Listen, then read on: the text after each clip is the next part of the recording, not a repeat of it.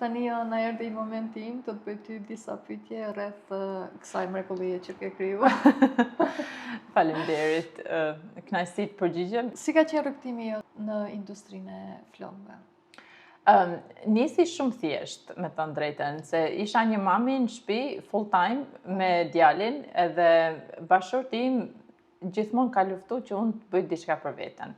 Edhe ka qenë shtysa numër 1 që ai Jona, bëjmë diçka, qa do të bësh ti, a ke menduar, edhe kështu fillun ato, nga pyetjet e tij fillun ato mendimet e mia të koka ime, edhe me miqësi shkova një javë tek një sallon, edhe pash se si funksionon puna të një sallon bukurie. Edhe aty pash se sa ishte impakti i flokëve ishte shumë i madh te njerëzit, plus dëshira e komunikimit me njerëzit, ishte një gjallëri shumë e madhe, edhe për mua që atë ditë diçka fjeti tek unë, edhe ndezi një shkëndin të vogël që unë jem e pasionuar pas pjesës së bukurisë dhe flokëve. Besoj se edhe si fëmijë kam pas shumë qef, se kam pas motrën e vogël gjithmonë ka qenë si kukulla ime.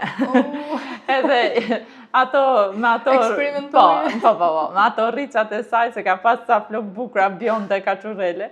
Edhe me ato luja unë gjithë ditën, ja rregullonin flokët me mamin gjatë gjithë kohës, edhe kam pas shumë qef atë pjesën e flokëve. Edhe te vetja ime kisha qef gjithmonë t'i mbaj flokët. Ka pas diçka që vetëm flokun e kisha me merak, jo mënyrën se si t'vishesha. Make-upi nuk është se kisha shumë problem, një rimel, një buzëkuq për mua kjo. Po te pjesa e flokëve kam qenë shumë fanatike gjithmonë, kam pas qef flokun shumë. Si ishin fillimet? Fillimet ishin jo një kopsh me lule, ishin shumë të vështira me të drejtën, se edhe mungesa eksperiencës edhe njohurive, ne ju futëm me kokë, po qaluam shumë shpejt.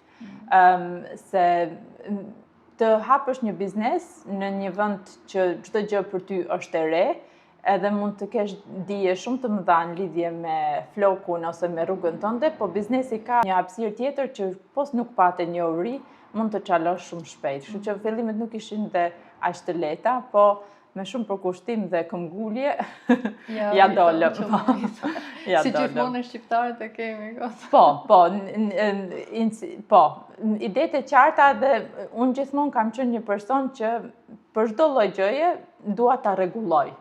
Nuk kam pasur fjalën dorëzim asnjëherë në habitatin tim, gjithmonë kam menduar do ta rregullojmë. Kjo s'funksionon, kjo mirë se do rregullojmë. Cila ka qenë sfida më e madhe që keni hasur në biznesin që keni sot? Sfida më e madhe ka qenë fillimet. Kanë qenë shumë të sfidë, se mungesa e njohurisë bëri që ne të çalojmë pak në fillim. Edhe ajo ka qenë, besoj se sfida më e madhe. Edhe ajo ka ardhur nga mosdija, jo mosdija si person, po mosdija e njohjes së kësaj fushë në këtë biznes. Po edhe ajo ka qenë sfida më e madhe. Ke menduar ndonjëherë të dorëzohesh? Asnjëherë, se gjithmonë kam thënë do ta rregullojmë. Hajde se do ta rregullojmë. Unë mendoj, si sot më kujtohet, para 11 vitesh, kur blerja e një biznesi të suksesshëm për atë kohë, po ishte shumë i ri për ne, preku fundin, se personi që na dha ne biznesin me njohurinë më të madhe, mori gjithçka nga i biznes, dhe ne ngelëm me një sallon pa asgjë, edhe shumë të shumtuar. Edhe filluam, unë dhe bashortim pam njëri tjetrin dhe tham, çfarë do bëjmë tani? Ndërzohemi, shkojmë në shtëpi? Ku t'ja nisim? Edhe tham, jo, s'do dorëzohemi, ne do e kapim përfytje dhe do vazhdojmë, do ecim përpara, edhe krijuam modën para 10 viteve, jo këtë që është sot. Modën para 10 vitesh. Si lindi emri? Moda lindi se biznesi që ne blem duhet ta rebrandim, duhet të krijonim diçka të re, se ça blem shkojnë kosh mbeturinash. Edhe duhet të krijonim diçka të re, edhe unë tani me disa njerëz që ishin shumë të mirë, se jeta të takon edhe me njerëz të mirë mrapa, me disa njerëz që ishin shumë të mirë, më thanë që të krijojmë një ide se si do ta rebrandësh biznesin tënd. Edhe emri moda lind nga fjala fashion, desha të krijoj një fjalë autentike që ka lidhje me ne shqiptarët. Në fakt moda është emër italian, po mod e kemi edhe në Shqipëri. Edhe ne përdorim fjalën mod gjithkohës e kemi pas. Është kjo në mod, doli ajo në mod. Edhe kjo lindi emri moda. Pastaj pjesa poshtë Hair Boutique, që tani është edhe Hair and Scalp, ishte se ne përveç serviseve për flokët, bënim edhe butikun e flokët që ishin produkte që ne mund t'i japim klientave. Ndole të pyetja. Po. Çfarë shërbimesh ofron salloni? Moda Hair Boutique u rrit shumë shpejt me kalimin e viteve dhe nga një salon vetëm për flokët që bënim lyrje, prerje, krefje edhe gjitha llojet e lyrjeve të flokëve, ne u fokusuam me kalimin e viteve edhe te skincare, u fokusuam edhe te pjesa e skalpit, se pastaj kuptuam se floku nuk është vetëm çashojm, rritet dhe vjen nga skalpi. Futëm të gjithë terapinë e skalpeve dhe krijuam edhe një hapësirë për pjesën e skalpit dhe pastaj nga ajo lindi edhe ideja të bëjmë skalp terapinë, që ajo është një tjetër dashuri e imja tek moda që e adhuroj shumë. Edhe nga salon u kthye në klinikë. Po, nga një salon u kthye në një klinikë që ne mund të mbulojmë të gjitha shërbimet që nga rrënja e flokut deri tek majat e flokëve. Jam shumë çdo gjë që kemi krijuar ka ardhur me një dashuri shumë të madhe për relaksin e gruas, për relaksin e femrës. Unë gjithmonë e kam trajtuar sallonin si një oazë. Një oazë qetësie, një oazë që të karikon shpirtin.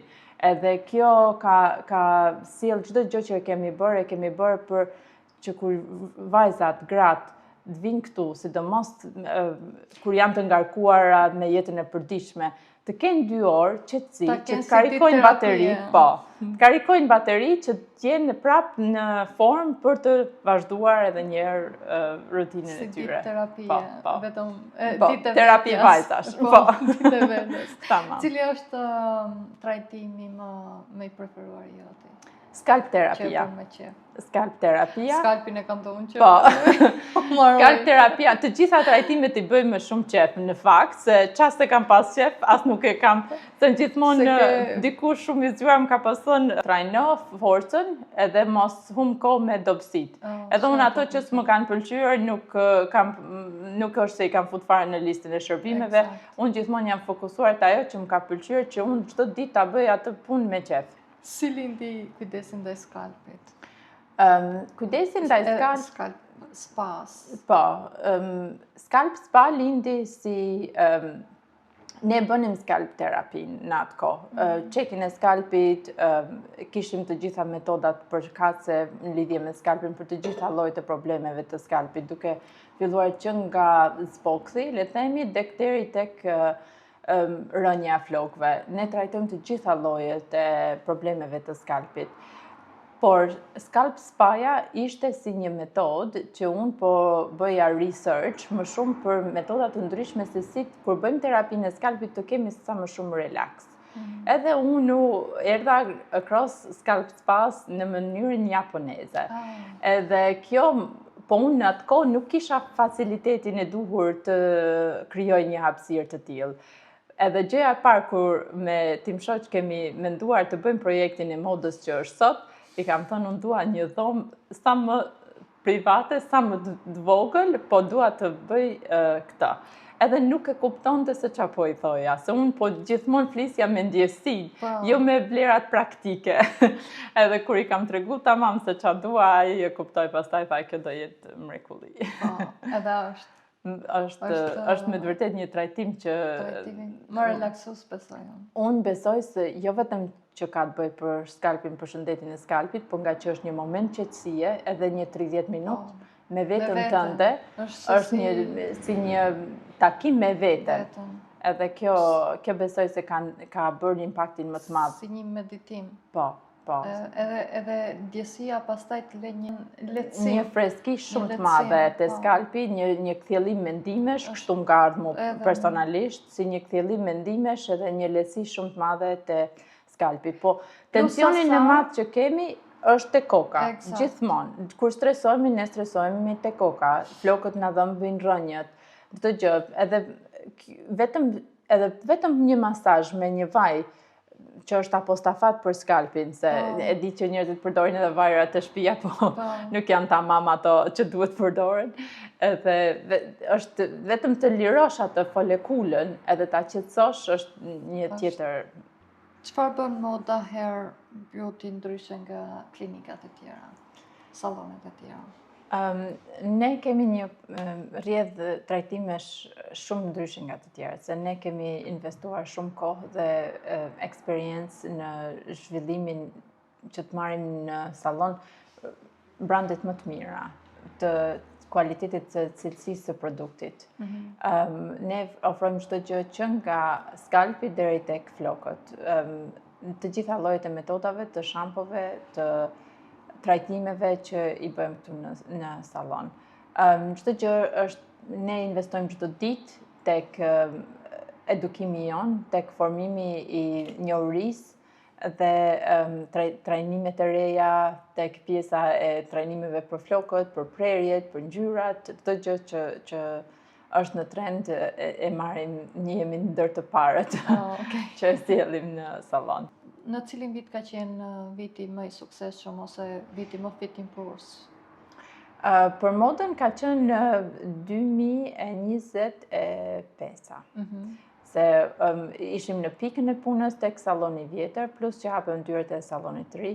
Bëm edhe një investim pak më të lartë tek pjesa e rrjeteve sociale, bëm pak më shumë kohë, morëm me reklamat edhe 2025 ka qenë një ndër vitet tona më të mira. Kush i menaxhon takimet? Kemi një sistem, më në fund jam pak e lirë, se gjithmonë i menaxhoja vetëm vetë. Tani kemi një sistem booking online, që mund të shkosh online edhe tek Moda Hair and Scalp, edhe të bookosh online takimin tënd, aty kemi gjitha listën e çmimeve, të shërbimeve që bëjmë, edhe çdo gjë që bëjmë është aty e paraqitur, mund ta bookosh me një klik. Si variojnë çmimet? Çmimet besoj se janë shumë ekonomike, në krahasim se lista jonë e çmimeve ka ardhur e mirë menduar edhe me zonën ku jemi, edhe me shërbimet që ofrojmë, edhe me cilësinë e produkteve që përdorim, se ne investojmë shumë, edhe gjëja më e rëndësishme për mua gjithmonë ka qenë cilësia e produktit që unë përdor tek klienti. Si e gjen motivimin, Johana? Motivimi im vjen sa hap derën e sallonit. Ka një buton, sa të futem në sallon jam full motivim për të gjë në lidhje me flokët, se e adhuroj, e dashuroj punën që bëj. Sa duhet të jesh konsistent? Sa e rëndësishme është konsistenca? Konsistenca unë besoj se është çelësi numër 1 i suksesit. Gjithmonë kam thënë, më mirë është të provosh edhe të biesh, se sa mos ta provosh. Edhe gjithmonë unë s'ka pas rëndësi se si ka ardhur jeta, gjithmonë unë orarin 9-5 e kam pas, gjithmonë është hapur dera sallonit, me klienta, pa klienta, e lirë, e pa lirë, me fëmijë të smur, me fëmijë shëndor, gjithmonë kam gjetur kohën që unë jam korrekte me klientin. Me që jemi te koha, si ke balancu kohën si mami, si përmarrëse, si bashorte?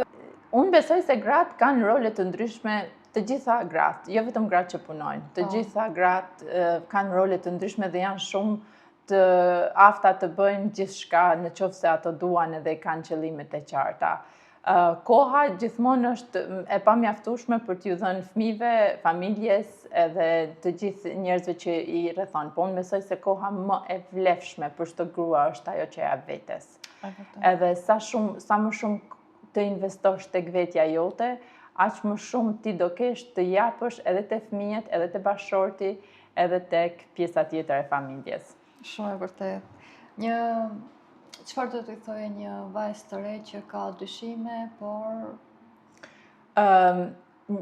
dituria është konfidencë. Gjithmonë të dish konfidenca vjen me dijen. Sa më shumë investo tek fusha jote, investo jo vetëm vlerë monetare, investo kohën tënde, edhe merr dijet e duhura në lidhje me ato që ti do bësh. Është mëse vërtet. Po, unë besoj gjithmonë dituria është konfidenca jote. Konfidenca ime, kur kam fillu parukerinë, unë s'kam ditë 2 fjalë anglisht. Edhe kjo më bënte edhe mos të flas me klientat, mos flas me njerëzit. Në momentin që unë kam mësu gjuhën, kam mësu triket e punës, kam investu edhe vlerë monetare, edhe vlerë kohore në çdo aspekt të punës time. Ku mund ta gjejmë Moda Hair? Moda Hair Boutique është në mes Birminghamit. Ne ndodhemi në Hagley Road, 576 Hagley Road West. Është shumë kollaj të gjendemi. Ne gjendemi në Instagram, ne gjendemi në Google, ne gjendemi në booking online. Shumë kollaj të gjendesh sallonin tonë dhe janë të mirëpritur gjithë ato që duan të vinë, të na njohin edhe të na shohin. Unë do të falenderoj për intervistën. Faleminderit edhe ti për pyetjet e bukura. Të uroj suksese në punë dhe të uroj dhe suksese në këtë supermarket të re që kemi nisur bashkë. Shumë faleminderit. Unë jam pas kamrave. Gjithë përgjithësia në radhës kalita për sytë keq. Do ta mbajmë. Po, do ta mbajmë, po.